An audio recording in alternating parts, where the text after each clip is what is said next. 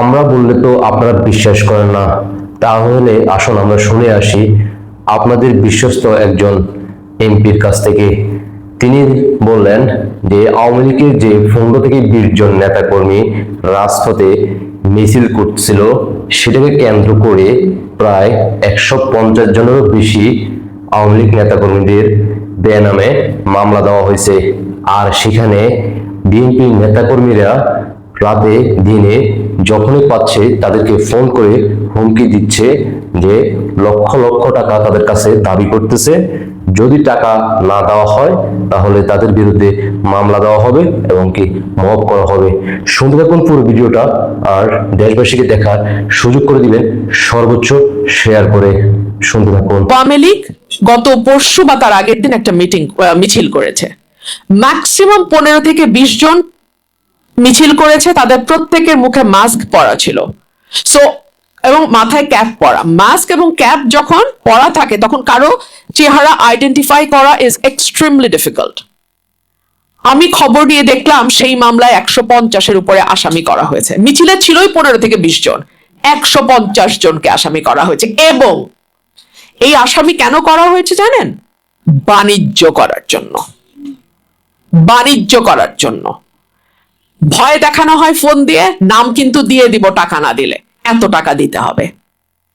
এবং local BNP লিডারদের পুলিশের সঙ্গে ডিরেক্ট কানেকশন থাকে।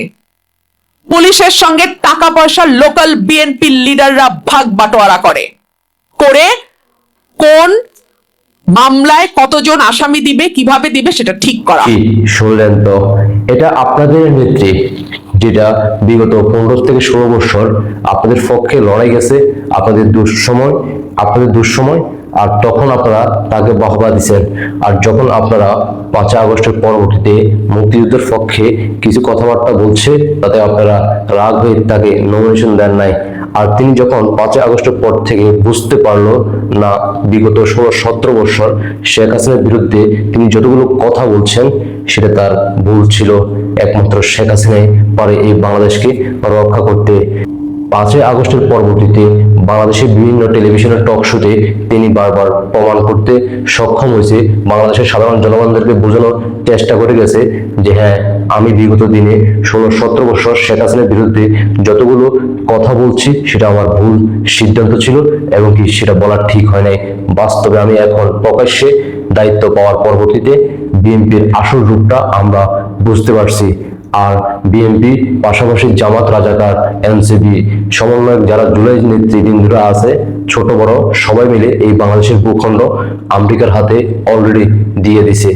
আর যদি আপনারা সেটাকে, এই বাংলার মাটিকে রক্ষা করতে চান, তাহলে জয় বাংলার সৈনিকেরা বাংলাদেশের যে কোনো প্রান্তে স্লোগান দিলে রাজপথে যখন নেমে আসবে, যারা বাংলাদেশের সাধারণ জনগণ আছেন, আপনাদের দৃষ্টি আকর্ষণ করে বলতে চাই, জয় বাংলার সৈনিকদেরকে আপনাদের জায়গা থেকে সর্বোচ্চ সহায়তা করবেন, তাদের পাশে দাঁড়াবেন, তাদের সঙ্গে একসাথে স্লোগানে, জয় বাংলা স্লোগানে রাজপথ কাঁপাবেন। কারণ মনে রাখবেন, এই বাংলাদেশে যদি আপনি বসবাস করতে চান তাহলে অবশ্যই আপনাকে প্রতিবাদে গর্জে উঠতে হবে।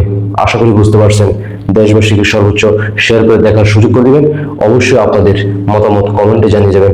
আল্লাহ হাফেজ।